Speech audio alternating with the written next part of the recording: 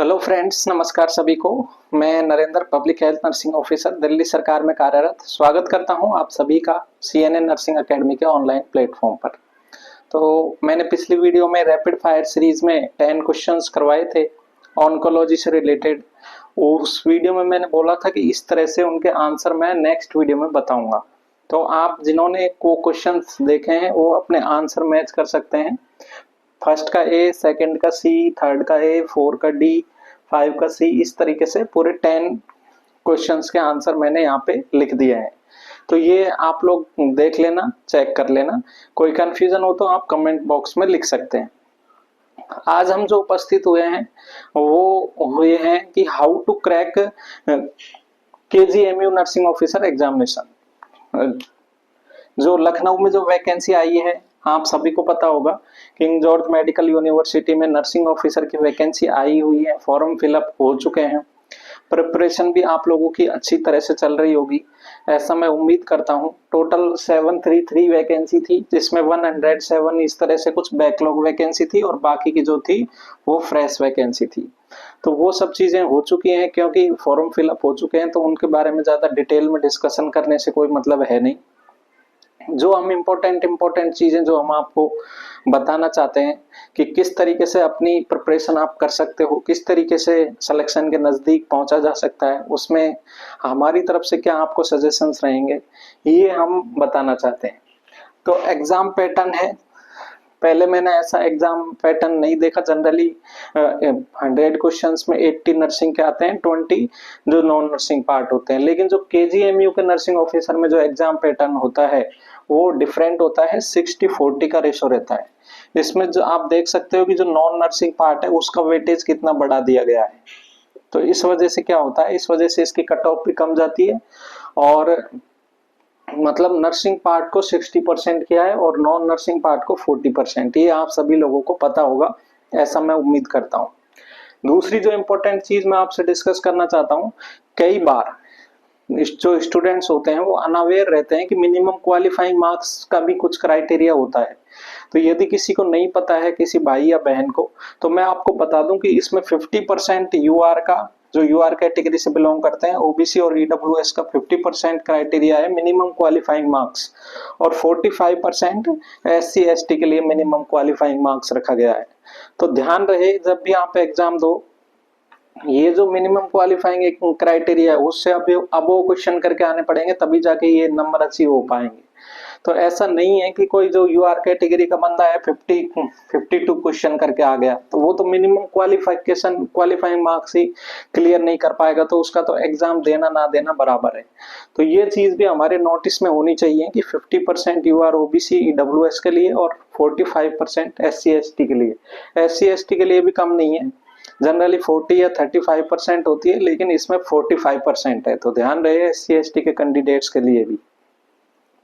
अब हम बात करते हैं किस तरह से अपनी प्रिपरेशन को धार दी जाए, किस तरीके से प्रिपरेशन की जाए। क्योंकि मैं जब 2014, 15, 16 उस टाइम पे जब मैं प्रिपरेटरी फेज में था, जो नर्सिंग की जो मैंने एग्जाम क्वालिफाई की थी, एम्स का भी किया था, पीजीआई का किया था, रेलवे का किया था, डीएसएस भी मैं पब्लिक हेल्थ नर्सिंग ऑफिसर का किया था। तो उस समय भी मुझे कुछ जानकारी थी, और उसके बाद में मैंने कुछ आरएस की प्रिपरेशन की थी, राजस्थान एडमिनिस्ट्रेटिव सर्विसेज की। तो उस समय जो मुझे पॉइंट इंपॉर्टेंट लगे, तो उन सब के बेसिस पे आज आपको थोड़ा सा गाइडेंस, थोड़ा सा एक सजेशन देना चाहता हूं कि इस तरीके से आप प्रिपरेशन करोगे तो शायद आपके चांसेस औरों के कंपैरिजन में 10-20% इंक्रीज होंगे। तो इसमें मैंने स्टेप वाइज बताया है कि आप इन स्टेप्स को फॉलो करके, इन हैबिट्स को फॉलो करके, इस तरीके से प्रिपरेशन करके आप औरों से हटके अपनी प्रिपरेशन को ले जा सकते हो। फर्स्ट स्टेप 30% चांस इंक्रीज कर देता है यदि आप इस स्टेप को फॉलो करते हो। तो इसमें मैंने 3 चीज डाली है। एक तो प्रीवियस ईयर क्वेश्चन, जो ऑन मतलब जो बुक आती है आजकल मार्केट में, काफी बुक हैं जिनमें प्रीवियस ईयर क्वेश्चन पेपर, उनका डिटेल्ड एक्सप्लेनेशन सब कुछ दिया होता है। तो मेरी आपसे रिक्वेस्ट है, जो सीरियस एस्पायरेंट है उन्होंने ये चीजें कर रहे होंगे वो लोग, और यदि आप लोग नहीं कर रहे हैं तो प्रीवियस ईयर क्वेश्चन पेपर कोई बुक लीजिए और जरूर उसको सबसे पहले देखिए। उसमें ये मत देखिए कि आपको कितने क्वेश्चन आते हैं कितने क्वेश्चन नहीं आते। आपको प्रीवियस ईयर क्वेश्चन में सबसे पहले तो ये केजीएमयू का ही 2023 में जो एग्जाम लगा था उसका यदि पेपर आपको कहीं पे यूट्यूब पे कुछ क्वेश्चंस मिल जाएं या कोई उस बुक में मिल जाए जो मेमोरी बेस्ड क्वेश्चंस होते हैं उनके एक्सप्लेनेशन, उसको देखना है। फिर इसका जो एग्जाम जो लेवल होता है वो, हालांकि मैंने केजीएमयू का एग्जाम नहीं दिया है, कभी पहले भी नहीं दिया था, तो जो बताते हैं लोग कि मॉडरेट लेवल होता है, ना तो ज्यादा हार्डेस्ट और ना ज्यादा मतलब सिंपल, मॉडरेट लेवल का पेपर आता है। तो इसमें प्रीवियस ईयर क्वेश्चन से आपको आइडिया होगा। इसमें जो भी डीएसएसबी, ईएसआईसी, रेलवे, नॉरसेट, आजकल कंबाइंड बुक आती है प्रीवियस ईयर क्वेश्चन की, उसको आप कीजिए और उससे आपको बहुत सारी चीजें क्लियर होगी दिमाग में। जैसे टॉपिक वेटेज कितना रहता है, किस टाइप के क्वेश्चंस पूछे जाते हैं, टाइप ऑफ क्वेश्चंस के बारे में आपको आइडिया लगता है, लेवल ऑफ पेपर किस तरीके का लेवल आता है, ये सब चीजें क्लियर होती है हमें प्रीवियस ईयर क्वेश्चन पेपर से। तो सबसे first of all previous year question paper कीजिए। सेकंड चीज सिलेबस, जब भी आप स्टडी करो तो आपकी स्टडी टेबल पे वो सिलेबस का प्रिंट आउट होना चाहिए। कुछ जो टॉपिक्स होते हैं सिलेबस में, जो सिंपल टॉपिक जैसे मैं इसमें देख रहा था, कुछ टॉपिक्स बिल्कुल डायरेक्ट लिखे हुए थे, एपिसियोटोमी वगैरह आ रही है तो उनके अलग से आपको शॉर्ट नोट्स बनाने हैं। कुछ जो सिंपल डायरेक्ट, कुछ तो होते हैं जो जनरलाइज टॉपिक होते हैं, जैसे nursing care of elderly peoples, इस तरीके से जो जनरल, उसमें कुछ भी स्पेसिफिक नहीं है। कुछ होते हैं जिसमें कोई टर्म दी हुई है, कोई भी जैसे लीडरशिप स्टाइल के बारे में आप बताइए, तो वो लीडरशिप की जो स्टाइल होती है उनके बारे में आप दो दो लाइन लिख सकते हैं। तो इस तरीके से सिलेबस को देख लीजिए। जो भी डायरेक्ट टॉपिक हैं उनको आप कीजिए, सबसे पहले उनको कीजिए, उनको हाईलाइट कीजिए सिलेबस में, जो हाईलाइटर आता है उससे धीरे धीरे आपके काफी टॉपिक बहुत जल्दी कवर हो जाएंगे, शॉर्ट टाइम में कवर हो जाएंगे। तो उससे आपका कॉन्फिडेंस भी बूस्ट होगा। जैसे डायरेक्ट देखिए और शॉर्ट टॉपिक के शॉर्ट नोट बनाइए और उनको हाईलाइट कीजिए, ये चीज मैंने इसमें बताना चाह रहा हूँ। तीसरी और सबसे इंपॉर्टेंट चीज, किसी भी एग्जाम की सक्सेस के लिए revision is the key to success of any exam. तो ये ध्यान रखिए, रिवीजन हम किस तरीके से कर सकते हैं, अलग अलग मेथड होते हैं रिवीजन को करने के। जनरली शॉर्ट नोट्स से बढ़िया रिवीजन होता है। जैसे मान लो आपने जीआई सिस्टम पढ़ाया और जीआई सिस्टम पढ़ाया तो उसको 1 या 2 पन्नों में या 3 पेजेस में पूरा जीआई सिस्टम जो भी इंपॉर्टेंट चीजें हैं वो लिख लिए, तो वो आपके बन गए short notes. At the time of examination before 2 to 3 days आप उस शॉर्ट नोट्स को ही पढ़ पाएंगे, वो पूरा पोथी जो ग्रंथ है उसको आप नहीं पढ़ पाएंगे। तो शॉर्ट नोट आप जरूर बनाइए किसी भी एग्जाम को क्लियर करने के लिए। दूसरी चीज, मॉक टेस्ट। एक तो प्रीवियस ईयर क्वेश्चन हो गए प्लस मॉक टेस्ट। कोई भी बुक ले लीजिए या फिर किसी क्वेश्चन की जो टेस्ट सीरीज है, किसी जो कोचिंग की टेस्ट सीरीज है उसको ज्वाइन कीजिए, उससे आप मॉक टेस्ट दीजिए, उसका एक्सप्लेनेशन देखिए और जो भी कमी हो गई है उनको लिखिए। आगे मैं बताऊंगा क्या करना है, एक डायरी के लिए भी और मैं बोलूंगा। तो ये मॉक टेस्ट के माध्यम से रिवीजन और शॉर्ट नोट के माध्यम से रिवीजन। दूसरा रिवीजन का तरीका, बिफोर स्लीप। जब भी आप सोने से पहले 15 से 20 मिनट, 10 to 15 मिनट्स आपने कुछ भी दिन में पढ़ा है, आप सो रहे हो, आप बेड पे हो, ऐसे तो होगा नहीं कि आप बेड पे से तुरंत भाग के वापस टेबल पे बुक देखोगे। जो भी याद आ रहा है, जैसे सपोज करो जीआई सिस्टम ही पढ़ा, जीआई सिस्टम को आप रिकॉल कीजिए माइंड में, जो भी याद आ रहा है। ऐसा नहीं है कि पूरी चीजें आप रिकॉल कर पाएंगे, जो भी रिकॉल कर पा रहे हो उसको कीजिए और शांति से सो जाइए। लेकिन जब आप नेक्स्ट टाइम सुबह उठो तो जब आप जीआई सिस्टम देखो तो आपका दिमाग उन पॉइंट्स पर ज्यादा फोकस करेगा जो आप रिकॉल नहीं कर पाए। तो ये भी एक रिवीजन का बेस्ट मेथड होता है। तो बिफोर स्लीप ये आप टेक्निक अपना सकते हैं। और एक और चीज, जैसे देखो रिवीजन का एक और तरीका यह है कि जैसे मान लो कोई भी जैसे ऑन्कोलॉजी पढ़े, ऑन्कोलॉजी के मान लो 4 पन्ने पढ़े मैंने आज, तो 4 पन्ने पढ़ के और 5 मिनट में उनको दोबारा से देख लिया, ठीक है। अब मैं नेक्स्ट डे पढ़ूंगा तो 5वें पन्ने से स्टार्ट करूंगा, लेकिन मुझे स्टार्ट करने से पहले ऐसा नहीं है कि सीधा 5वां पन्ना खोलूंगा, मुझे उससे पहले 5 मिनट वापस से वो 4 पन्नों को देखना है। तो आपका कितनी बार रिवीजन हो गया? 2 बार। 2 बार तो यही हो गया। और जो आप मॉक टेस्ट से, शॉर्ट नोट से ये करोगे वो तो अलग है। 2 बार तो रिवीजन आपका यहीं पे हो गया। एक किताब बंद करने से पहले आपने क्या पढ़ा उसको चाहे 5 मिनट ही दीजिए, लेकिन दीजिए। और किताब खोलने से पहले आपने पहले कल क्या पढ़ा, वो भी एक रिवीजन का एक अच्छा मेथड है। तो 30% चांसेस तो इससे इंक्रीज हो जाते हैं, प्रीवियस ईयर क्वेश्चन से, सिलेबस से और रिवीजन से। ये मैंने डिटेल में बता दिया कि किस तरीके से आपको रिवीजन करना है। जनरल रिवीजन बोल देते हैं लोग, लेकिन करना कैसे है, इस पे मैंने फोकस किया है। दूसरा हम स्टेप लेते हैं, एक डायरी मेंटेन कीजिए। इस डायरी मेंटेन करने से क्या होगा, आप देखेंगे कि आपका आउटपुट जो पहले आ रहा था उससे 20% इंक्रीज हो गया सिर्फ ये डायरी मेंटेन करने से। क्यों? क्योंकि डायरी में हमें करना क्या है, चलो ये मेंटेन डायरी लिख दिया, लेकिन उसमें करना क्या है, उसमें हमें पूरे दिन का शेड्यूल बनाना है। जैसे डेली गोल्स लिखने हैं, डेली टॉपिक्स लिखने हैं। एक तो होती है जैसे पूरी स्ट्रेटजी, जैसे 60 डेज की स्ट्रेटजी, और एक होती है वीकली स्ट्रेटजी, और एक होती है डेली स्ट्रेटजी। तो उस डायरी में ऐसा सोचना नहीं है, लिखना है डायरी में। तो डेली गोल लिखने हैं।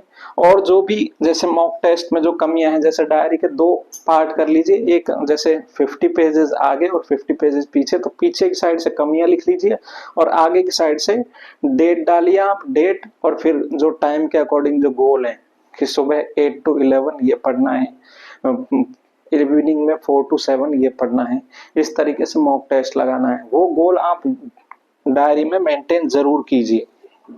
उससे मैं बता रहा हूं आपका जो आउटपुट है वो 20% इंक्रीज हो जाएगा। आप देखेंगे कि आप समय को कम बर्बाद कर रहे हैं। विदाउट प्लानिंग हमारा जो भी नर्सिंग केयर होती है उसमें भी हम असेसमेंट करते हैं, डायग्नोसिस करते हैं। प्लानिंग जो स्टेप आता है वो प्लानिंग हर जगह इंपॉर्टेंट है। प्लानिंग के बाद ही इम्प्लीमेंटेशन का प्रोसेस आता है, फिर हम इवेलुएट करते हैं। तो उस प्रोसेस को आप यहाँ पर भी अप्लाई कर सकते हो। पहले प्लानिंग कीजिए, फिर उसको इम्प्लीमेंट कीजिए, फिर मॉक टेस्ट लगाइए, फिर जो भी कमियां रह गई उनको इवेलुएट कीजिए, कहाँ कमी रह गई। ठीक है, तो दूसरा स्टेप ये। तीसरा स्टेप, अपने जो भी लिमिटेड सोर्स रखिए, चाहे आपने कोचिंग की हो, चाहे आपने कोई बुक पढ़ी हो, सोर्स लिमिटेड रखना है। ये भी सक्सेस का तीसरा स्टेप है। चाहे बुक है तो बुक 2 या 3 बुक से ज्यादा नहीं है। एक जो भी ESIC और DSSB की लेवल की बुक, जैसे PR यादव जी की बुक है, एक वो ले ली, एक हमारी जो NCLEX ले ली, एक जैसे कोई क्वेश्चंस के लिए ले ली, बस मोर देन सफिशिएंट है 3 बुक्स। और जो भी पढ़ना है आपको और डीपली पढ़ना है तो अपने वापस सिलेबस में जाइए। अपने जो भी कोर्स किया है, BSc नर्सिंग की है, उसमें जो बुक हम पढ़ते थे, DC दत्ता वगैरह, सिस्टर नैन्सी की जो भी बुक हम पढ़ते थे, उन बुक्स को पढ़िए। फाउंडेशन आपका वहां से क्लियर होगा, ना कि इन कॉम्पिटिटिव एग्जाम्स की बुक से। क्वेश्चन वहां से डायरेक्ट भी पूछे जाते हैं, लेकिन कंपटीशन एग्जाम की बुक्स सिर्फ 2 या 3 ही होनी चाहिए। टॉपिक्स को सिलेक्ट कीजिए लिमिटेड, एक तो रिसोर्सेज लिमिटेड, फिर लिमिटेड जो टॉपिक्स हैं उन पे भी फोकस कीजिए। जैसे कुछ टॉपिक्स होते हैं जो हाई यील्ड होते हैं, मतलब उनसे ज्यादा क्वेश्चन आते हैं। सपोज करो अपन MSN में देखते हैं, मेडिकल सर्जिकल नर्सिंग में, तो 5-6 सिस्टम होते हैं। Renal system, cerebrovascular system, central nervous system, GI system, respiratory system, that's it. इनसे आपके जो मेडिकल सर्जिकल, जैसे टोटल देखो 60 क्वेश्चन आ रहे हैं टोटल नर्सिंग से, मेडिकल सर्जिकल से मान के चलो 10 क्वेश्चन आए, तो इनमें से आपके 7 से 8 क्वेश्चन आ जाएंगे।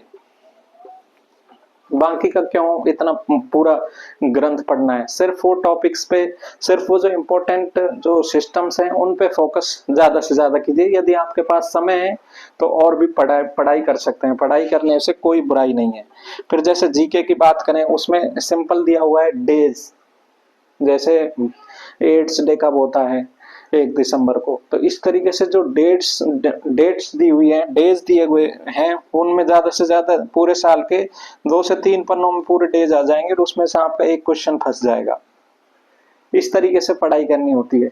दूसरी कोई भी जो हेल्थ पॉलिसीज हैं, क्योंकि ये यूपी में स्थित है, ये KGMU तो यूपी गवर्नमेंट की जो भी हेल्थ स्कीम है, पॉलिसीज हैं, उन पे आप ज्यादा फोकस कीजिए। पॉलिसीज में से क्या पूछ सकते हैं, जैसे स्टार्ट डेट क्या है, उसके गोल क्या है, कोई भी प्रोग्राम से रिलेटेड, जैसे टीबी को हमारा खत्म करने का लक्ष्य कब का है। तो इन चीजों को आप एक जीके का एक छोटी कॉपी बनाइए, उसमें नोट डाउन कीजिए। सबसे बेस्ट जो जीके का सोर्स होता है वो न्यूज़पेपर होता है। यदि आप न्यूज़पेपर डेली पढ़ पा रहे हो तो उसमें से जो बहुत इंपॉर्टेंट चीजें हैं, हमारे नर्सिंग फील्ड में बहुत माइन्यूट लेवल पे चीजें नहीं जाती हैं। हमारे जो मोटा मोटा चीजें आती हैं, जैसे ऑपरेशन सिंदूर, जो लगभग बच्चा यदि जीके से कनेक्टेड है तो उसको पता चल ही जाता है। तो उन चीजों को आप एक छोटे शॉर्ट कॉपी में आप उनको लिख सकते हैं। और last but not least, step 4, इसमें मैंने अलग पढ़ाई से हटके हमें किस चीजों पे ध्यान देने की जरूरत है उसके बारे में भी जोर दिया है। सबसे पहले हमें अदर जो हैबिट्स होती हैं हमारी, वो भी हमारी पढ़ाई को अफेक्ट करती हैं डायरेक्ट इनडायरेक्ट रूप से। ये हमें ऑब्जर्व नहीं कर पाते, हम देख नहीं पाते, लेकिन करती जरूर है। तो गुड हैबिट्स को अपनाना है, एक या दो फ्रेंड्स को रखना है हेल्थी डिस्कशन के लिए। आपने जो पढ़ा उसको डिस्कशन कर लिया तो वो भी याद करने का बेस्ट तरीका माना जाता है, लेकिन ज्यादा से नहीं। कोई नेगेटिव अप्रोच वाला पर्सन है तो उससे थोड़ा सा डिस्टेंस मेंटेन करनी है। कोई पॉजिटिव अप्रोच वाला पर्सन है जो आपको बूस्ट दे रहा है, आपको कॉन्फिडेंस दे रहा है, हेल्थी डिस्कशन होना चाहिए, इसमें ये ध्यान रखना है। एक और दो सब्जेक्ट ही एक बार में लेनी है, ऐसा नहीं है कि पूरा पढ़ना है। कुछ टाइम को डिवाइडेशन, यहाँ पे जो डायरी है उसमें डिवाइडेशन होना चाहिए टाइम का, कि इस टाइम में नॉन नर्सिंग करूंगा, इस टाइम पे नर्सिंग के सब्जेक्ट पढ़ूंगा और इस टाइम पे मैं मॉक टेस्ट दूंगा। 40 मिनट स्टडी कीजिए प्लस 10 मिनट रेस्ट कीजिए। ऐसा नहीं है कि 2-3 घंटे आप लगातार पढ़ रहे हो, उससे दिमाग की भी एक कैपेसिटी होती है, वो फिर याद होना, मेमोराइज होना हमें बंद कर देता है। तो 40 मिनट की स्टडी के बाद में, ये साइंटिफिक मेथड है पूरे, ऐसा नहीं है कि ये मैं अपने हिसाब से बोल रहा हूँ, ये बड़े बड़े साइंटिस्ट ने रिसर्च करके ये सब चीजें बताई हुई है। तो 40 मिनट्स के बाद में 10 मिनट्स रेस्ट कीजिए। सबसे इंपॉर्टेंट चीज, ईटिंग और स्लीपिंग हैबिट्स को मेंटेन कीजिए। हम कई बार पढ़ाई के प्रेशर में रात को 3 बजे सो रहे हैं, फिर सुबह 10-11 बजे जग रहे हैं, तो उससे हमारा स्वास्थ्य भी अफेक्ट होता है और हमारी पढ़ाई भी अफेक्ट होती है। तो ईटिंग और जो ईटिंग हैबिट्स होती हैं, हम फास्ट फूड वगैरह ज्यादा खाते हैं, कुछ फ्रूट्स वगैरह नहीं खाते, तो वो भी कहीं ना कहीं रूप से हमारी स्टडी को अफेक्ट करते हैं, डायरेक्ट इनडायरेक्ट हमारी जो लर्निंग कैपेसिटी है उसको अफेक्ट करते हैं। तो इन सब चीजों का भी आप ध्यान रखिए। कंसिस्टेंसी, सब जानते हैं, कंसिस्टेंसी और कंटिन्यूटी नहीं होगी तो आप अपने गोल को अचीव नहीं कर पाएंगे। यदि मान लो किसी दिन टाइम वेस्ट हो भी गया, जैसे सपोज करो आपने 11 बजे तक कुछ नहीं पढ़ा, तो उसके चक्कर में उसका स्ट्रेस लेके आप जो 11 बजे के बाद वाला जो दिन है उसको मत गवाइए और तुरंत अपना प्लान के अकॉर्डिंग काम कीजिए। किस ओवर स्ट्रेस नहीं लेना है, ओवर एक्साइटमेंट नहीं होना है, ये सब चीजों का हमको ध्यान रखना है। आप पाएंगे यदि इन सब चीजों को फॉलो करेंगे, इस स्ट्रेटजी को फॉलो करेंगे, तो आप पाएंगे कि आप में कुछ पॉजिटिव परिवर्तन होने लगे हैं और आपका जो आउटपुट है वो बढ़ने लगा है। तो अंत में आप सभी से रिक्वेस्ट करना चाहूंगा कि सीएनए नर्सिंग एकेडमी के ऑनलाइन प्लेटफॉर्म को सब्सक्राइब कीजिए। और इसमें आशीष जी हैं, छाया मैडम हैं, उन्होंने भी काफी अच्छी वीडियोस डाली हुई है। आशीष जी ने अभी जैसे रिसेंटली डाला है कि नेगेटिव मार्किंग को कैसे कंट्रोल करें, तो नेगेटिव मार्किंग इसमें बहुत इंपॉर्टेंट रोल अदा करेगी, 1/3 नेगेटिव रहेगी इसमें। तो आप उस वीडियो को जरूर देखिए, चैनल को सब्सक्राइब कीजिए, हमें सपोर्ट कीजिए ताकि हम मोटिवेट होकर आपके साथ जुड़े, आपको कुछ अच्छी चीजें बता पाए। थैंक यू वेरी मच, मिलते हैं नेक्स्ट वीडियो में। Thank you.